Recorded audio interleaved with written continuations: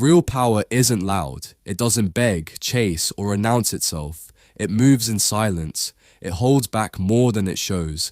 And that's where true attraction begins, not in what you say, but in what you don't. Not in how hard you try, but in how grounded you remain while the world spins around you. The truth? People don't respect desperation. They're drawn to what feels rare, composed, and in control. You don't have to shout to be noticed. You don't have to perform to be liked. The man who moves with quiet purpose, he's the one who gets attention without asking for it. If you're tired of chasing, tired of wondering where you stand, tired of shrinking just to be accepted, then this message is for you. Because we're not here to fake confidence. We're here to build the kind of presence that pulls people in without effort. It starts with unpredictability.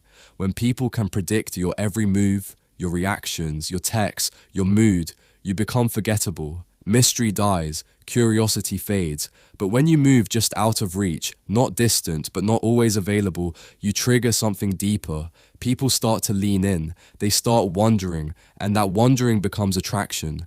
The man who's slightly unpredictable doesn't need to explain himself. He doesn't rush to reply. He doesn't need to prove his worth. His silence, his presence does the talking. He shows that he values his time, and that makes others value it too. Next, emotional control. If you let the world pull your strings, every text, every mood swing, every insult, you're not in control. And if you're not in control, you're not attractive. A man who stays grounded when others lose their balance, that's rare. And rarity commands respect.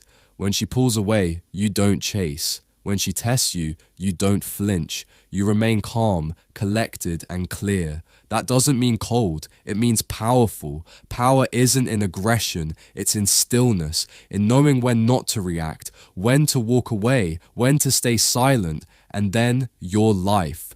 If your world starts and ends with her, you've already lost. She should be entering a life that's already full, not becoming the center of it. You build your own momentum, your goals, your mission, your body, your mind. And when she sees that you're not waiting for her to complete you, she leans in, because neediness pushes, but fulfillment pulls. Stop giving everything away, your attention, your time, your emotions. Treat them like they're valuable because they are. The more you give freely, the less they're worth. But when you become intentional, selective, rare, that's when your value spikes. And people feel it. You don't have to be cold to be respected, but you do have to be clear. You don't argue for attention. You don't chase validation. You don't prove your worth to someone who isn't paying attention. You let your silence speak louder than words. You correct once, and after that, you stop explaining. Because the man who constantly explains himself is trying to convince people of something he doesn't fully believe. Stand firm, speak less, move smarter. You don't need to match someone's chaos to show that you care. You care by staying rooted. You care by knowing your value without external approval. People are watching how you carry yourself. When you're in a room, are you trying to take it over? Or are you standing firm, comfortable in your own space, needing nothing from anyone? Because that energy speaks louder than any words ever will. At a party, while others are trying to be seen, you move differently. You're not loud. You're not trying to be funny. You're just solid. And the crazy part? That stillness pulls more attention than any performance ever could. At work, when pressure hits, you don't fold. You nod. You keep moving. No drama, no emotional outbursts, just quiet competence. Online, you don't overshare. You don't fish for likes. You post with purpose, rare, real, confident, and that's exactly what makes people watch. In relationships, you don't overtext, overthink, or overexplain. You match energy, not emotions. If she pulls back, you don't chase. You refocus. That silence, it creates space for her to realize what she might lose. And often she'll come back, not because you begged, but because you didn't. With friends, if someone pressures you into doing something you're not okay with, you don't debate. You just say, I'm not available for that. No explanation, no guilt, no long speeches, and they start respecting your boundaries because you do.